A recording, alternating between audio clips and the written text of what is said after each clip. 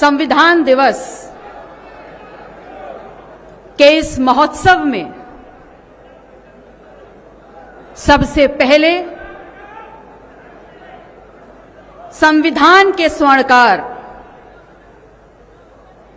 Baba Saheb doctor Bhimrao Ambedkar के चरणों में अपने श्रद्धा के सुमन अर्पित करते हुए 6 भाषाओं के ज्ञान के साथ 26 डिग्रियों के साथ जब वो शख्स भारत अपने देश लौट कर आता है तो कभी कल्पना भी नहीं की थी कि सर छुपाने के लिए एक छत जाति छुपाकर मिलेगी।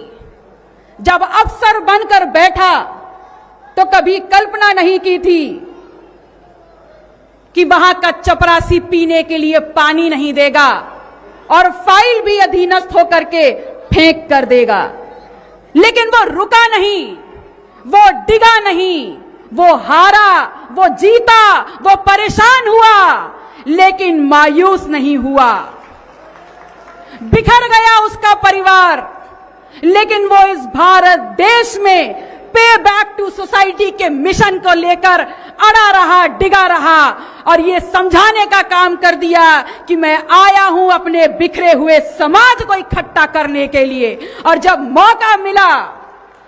मौका मिला तो अपनी लेखनी से एक ऐसा दस्तावेज तैयार कर दिया कि वो व्यक्ति जिसने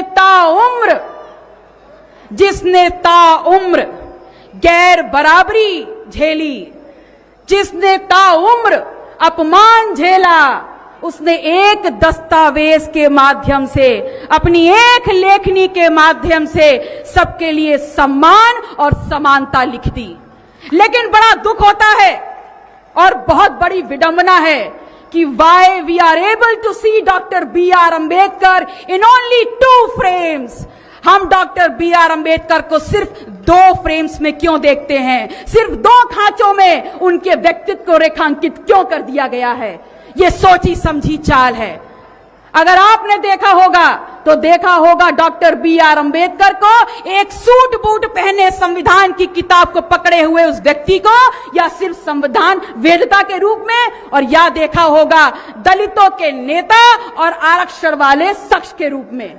मेरा सवाल आपसे है, मेरा सवाल इस देश की राजनीति, इस देश की सत्ता, इस देश के भविष्य से है कि मुझे बताने का यह काम करिए कि जब जवाहरलाल नेहरू, लाला लाजपत राय, इन सब को जितना हमने सुना, जितना हमने जाना, वो सब के सब जब क्रांति के वाहक हैं, वो सब के सब जब जंगे आजादी के नायक हैं, वो सब के सब जब अखिल भारतीय नेता हैं, तो डॉक्टर B.R. अंबेडकर जिन्होंने इस देश का संविधान लिखा है, वो सिर्फ आरक्षण के जनक कैसे हो गए, वो सिर्फ आरक्षण वाले शख्स कैसे हो गए। मैं आपसे ये कहना चाहूंगी कि समझ लीजिए, डॉक्टर B.R. अंबेडकर को परिभाषित आप आरक्षण वाले शख्स के रूप में नहीं कर सकते। उनका पूरा परिचय होगा समाज शास्त्री डॉक्टर B.R. अंबेडकर, इस देश की महिलाओं को अधिकार देने वाला डॉक्टर B.R. अंबेडकर, इस देश की राजनीति पलटने वाला डॉक्टर B.R. अंबेडकर, इस देश में हर व्यक्ति को समानता का अधिकार देने वाला डॉक्टर B.R. अंबेडकर। और ऐसे अपने संविधान के रचयिता के सामने बार बार सर झुका के शत शत नमन करती हूं। आपसे ये कहना चाहती हूं कि अगर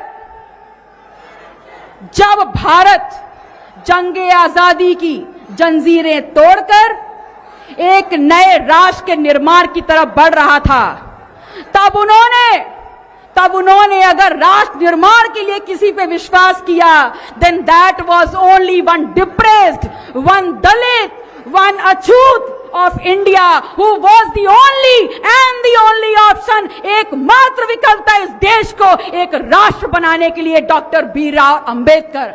मैं आपसे ये कहना चाहती हूं कि ये समझ लीजिए कि जब उनको मौका मिला तो उन्होंने अपनी लेखनी से समानता और न्याय लिख दिया हर वर्ग के लिए, लेकिन जब इनको मौका मिला तो इन्होंने आपका दोहन करने के लिए मनुस्मृति लिख दी।